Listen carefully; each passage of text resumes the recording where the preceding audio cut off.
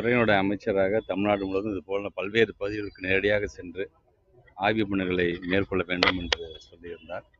அந்த வகையிலே திருவள்ளூர் தொகுதி என்பது கிட்டத்தட்ட இந்த 234 தொகுதியில் 204வது தொகுதியாக இன்றைக்கு திருவள்ளூர் தொகுதிக்கு நம்முடைய சட்டமன்ற உறுப்பினர் அண்ணன் விஜி ராஜேந்திரன் அவருடைய தொகுதியில் இன்றைக்கு இந்த ஆய்வு பணிகளை பார்த்துருக்கோம். ஏற்கனவே நகராட்சி பள்ளி நேரடியாக இந்த இடத்துல அந்த கோவில் பக்கத்தில் இருக்கின்ற அந்த நகராட்சி பள்ளியை பார்த்தோம்.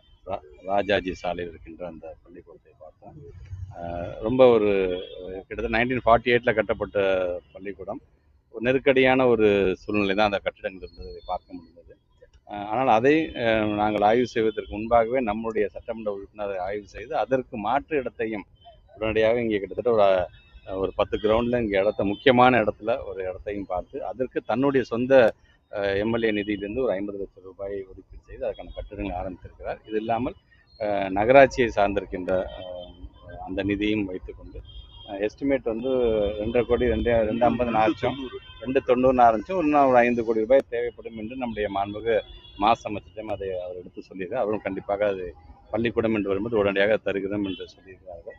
அந்த வேலையெல்லாம் முடிந்து அடுத்த கல்வியாண்டில் அங்கே இருக்கின்ற பள்ளிக்கூடத்தை இந்த புது கட்டிடத்தில் திறந்து வைப்பதற்கான பணிகளை நகராட்சி நிர்வாகம், நகராட்சியினுடைய ஆணையர்லாம் வந்திருக்காங்க, அதே மாதிரி நம்முடைய சேர்மன்லாம் வந்திருக்கிறாங்க. இவங்கெல்லாம் சேர்ந்து இதை மிக விரைவாக இதை கட்டித்தருவதற்கான முனைப்பில் இருக்கிறதை என்னால் கண்கூடாக பார்க்க முடிகின்றது.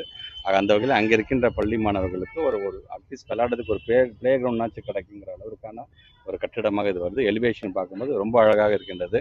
இது முடிந்தது பிறகு இதை தமிழ்நாட்டில் இருக்கின்ற ஒவ்வொரு இடத்துலையும் நம்மளுடைய நகராட்சியை சொல்லி இந்த நகராட்சியில் கட்டியிருக்கின்றது போன்ற ஒரு மாடல் நாமும் கட்ட வேண்டும் என்று சொல்லுகின்ற அளவிற்கு ஒரு எடுத்துக்காட்டான ஒரு எலிவேஷனாக இதை பார்க்க முடிகின்றது.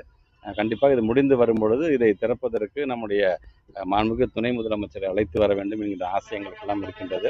கண்டிப்பாக அவரிடமும் தேதியை பெற்று அவர் கையாலேயே இதை திறந்து வைப்பதற்கான பணி நாங்கள் காலாண்டு தேர்வு விடுமுறை விடப்பட்டிருக்கு. ஆனா இந்த நிலையில் நம்ம திருவள்ளூர் மாவட்டம் பழவேற்காடு பகுதியில ஒரு தனியார் பள்ளி விவேகானந்த வித்யாலயா என்ற பள்ளி வந்து 3ஆம் வகுப்புல இருந்து 5ஆம் வகுப்பு மாணவர்களுக்கு தேர்வு வச்சிருக்காங்க. அந்த பள்ளிகள் மீது நடவடிக்கை எடுக்கப்படுமா? ஏற்கனவே நம்ம சர்க்குலர்ஸ் கொடுத்துருக்குறோம். பொதுவாக அந்த மாதிரி ஹாலிடேஸ் அப்படிங்கிறது போது பிள்ளைங்களுக்கு மட்டும் இல்லை, டீச்சர்ஸ் எல்லாத்துக்குமே அவங்களை வந்து ரெஃப்ரெஷ் பண்ணிக்கக்கூடிய நாளாகத்தான் இருக்கும். பணி சுமையை கருதி பிள்ளைங்கள் டெய்லி வந்து படிக்கிற பிள்ளைகளை கருதி, ஆனால் அதையும் அதனால நம்ம சர்க்குலரே கொடுத்துருக்குறோம். அதே மாரி இந்த மாதிரி தனியார் பள்ளிகள் அங்கே வரும்பொழுது அங்கே இருக்கின்ற நம்ம டிஓஸ் மூலமாக, குறிப்பாக பிரைவேட் ஸ்கூல்ஸ் டிஓஸ் மூலமாக நாங்கள் கருத்துக்களை நாங்கள் பெற்றுக்கொண்டு தான் இருக்கின்றோம். அது வரும்போது அவங்களுக்கு உரிய அந்த அறிவுரையை நாங்கள் வழங்கி கொண்டு தான் இருக்கின்றோம். துணை முதல்வராக மாண்புமிகு உதயநிதி ஸ்டாலின் தேர்வு செய்திருக்காரு. அதை வந்து பார்த்தீங்கன்னா ரசிகர் மன்ற தலைவராக இருந்து அதிலிருந்து நீங்கள் அவர் ஒரு ஆதரவாளராக இருக்கீங்க. இதை எப்படி பார்க்குறீங்க? ரசிகர் தலைவராக இல்லைங்க, நண்பனாக இருந்து அதற்கு பிறகு தான் ஒவ்வொன்றா நண்பனாக இருக்கும்பொழுது எனக்கு மகிழ்ச்சியாக இருக்கின்றது. அதையும் தாண்டி கட்சியினோட தொண்டனாக நாங்கள் பெருமை அடைகின்றோம். ஏற்கனவே சொன்ன மாதிரி தான் சக அமைச்சராக இருக்கும்பொழுது இன்றைக்கி எங்களுக்கான ரிப்போர்ட்டிங் ஆஃபீஸராக அவர் இருக்கார்.